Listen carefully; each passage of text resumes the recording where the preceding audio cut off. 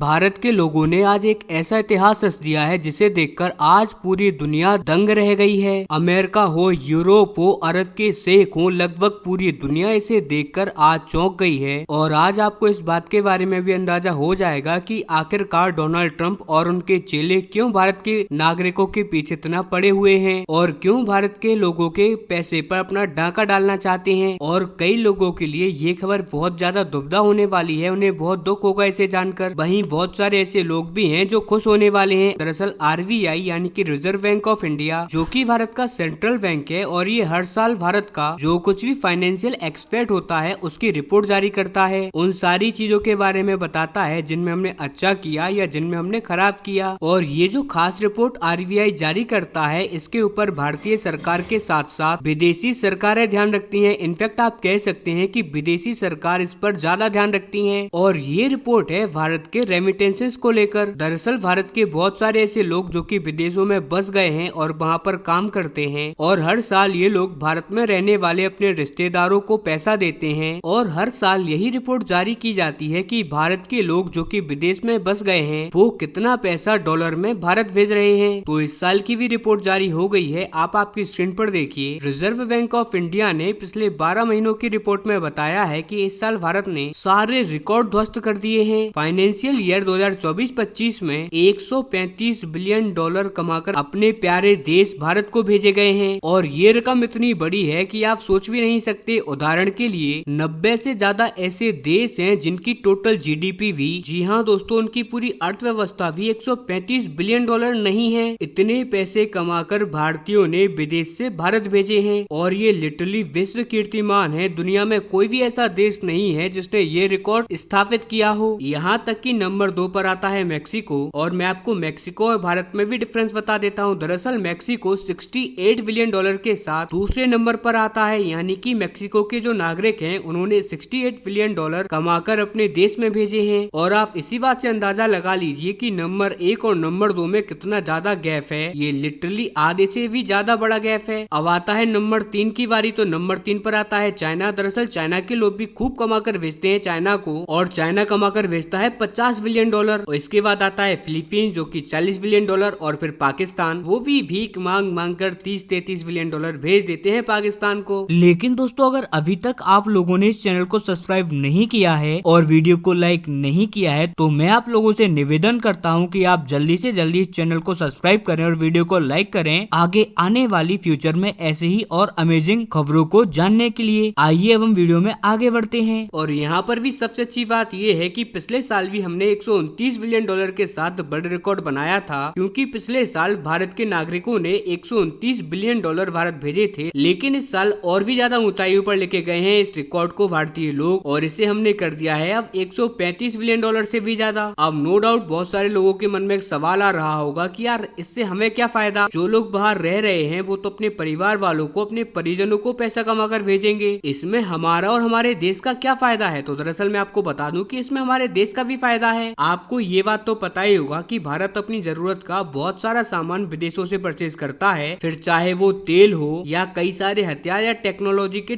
दूसरे चीजें जिन्हें हम इम्पोर्ट करते हैं। इन सारी चीजों का पेमेंट हम करते हैं डॉलर्स में। ऐसी कंडीशन में ये जो लोग विदेश से भारत पैसा कमाकर भेजते हैं, सरकार इन लोगों का डॉलर अपने पास रख लेती है, और इन डॉलर्स के बदले में जो इनके भारतीय परिजन हैं जो भारत में रहते हैं, उन्हें इस डॉलर के बराबर की इंडियन करेंसी दे दी जाती है। और इससे जो सरकार के पास डॉलर आता है वो डॉलर जाता है भारतीय खजाने में, और हम उसी खजाने की मदद से काफी कुछ कर लेते हैं। और इसी डॉलर की वजह से हम भारतीय रुपए को भी संभाल के बैठे हुए हैं, हम उसे ज्यादा नहीं गिरने देते डॉलर के कंपैरिजन में। इसके अलावा ये डॉलर महंगाई को कंट्रोल करने में भी काम आता है, और दुनिया भर से जो हम सामान परचेज कर रहे हैं उसकी पेमेंट करने में भी यही डॉलर काम आता है। साथ ही अपने खजाने को बताकर हम दुनिया भर के निवेशकों को अपने देश भारत के अंदर आकर्षित कर पाते हैं, ताकि वो आए और भारतीय अर्थव्यवस्था में निवेश करके इसे और भी ज्यादा विशालकाय बनाएं। कुल मिलाकर देखा जाए तो फॉरेन रेमिटेंस भारत का चहुमुखी विकास करता है, स्पेशली अर्थव्यवस्था के लिहाज से। अब बहुत सारे लोगों के मन में एक सवाल आ रहा होगा कि यार हम इस बात को सुनकर खुश हो या दुखी हो, क्योंकि स्टार्टिंग में तो मैंने आपको बताया ही था कि ये खबर बहुत ही ज्यादा डिवाइसिव है। इस खबर को सुनने के बाद कई सारे लोग बहुत खुश होने वाले हैं और कई सारे लोगों को बुरा भी लगेगा। और बुरा इसीलिए लगेगा क्योंकि ये जो लोग भारत से बाहर जाकर जाकर काम कर रहे हैं। ये भारत का वो टैलेंट है जो कि बहुत ही ज्यादा माइंडेड और टैलेंटेड है, लेकिन ये भारत छोड़कर दूसरे देश में जाकर काम कर रहे हैं और विदेशों में जाकर उनकी अर्थव्यवस्था को, उनकी टेक्नोलॉजी को ग्रो करने में काम कर रहे हैं। नो डाउट बहुत सारे ऐसे लोग भी हैं जो कि वर्कर्स और मजदूरों के तौर पर जाते हैं अरब देशों में, तो आपकी ये बात भी सही है, लेकिन आप इस बात का भी ध्यान रखिए कि ज्यादातर ये जो पैसा आता है भारत में फॉरेन रेमिटेंस के जरिए, ये आता है अमेरिका से। और अमेरिका में जो लोग हाई पेइंग जॉब करते हैं, अमेजोन में, एप्पल में, गूगल में या कई सारी और भी फील्ड में, वहाँ से बहुत बड़ी मात्रा में पैसा आ रहा है और इस पैसे की हमें कीमत भी बहुत बड़ी चुकानी पड़ रही है, क्योंकि ये पैसा भारत में जब आता है जब भारत के बहुत ज्यादा स्मार्ट माइंडेड पीपल देश छोड़कर दूसरे देश में चले जाते हैं। और इसका मतलब ये भी नहीं है कि हमें इस खबर में दुखी हो जाना चाहिए मेरे अकॉर्डिंग, क्योंकि मैं आपको बता दूं कि एक टाइम ऐसा भी था जब चाइना इस लिस्ट में नंबर 1 पर आया करता था, लेकिन आज धीरे धीरे चाइना तीसरे नंबर पर खिसक चुका है $48 बिलियन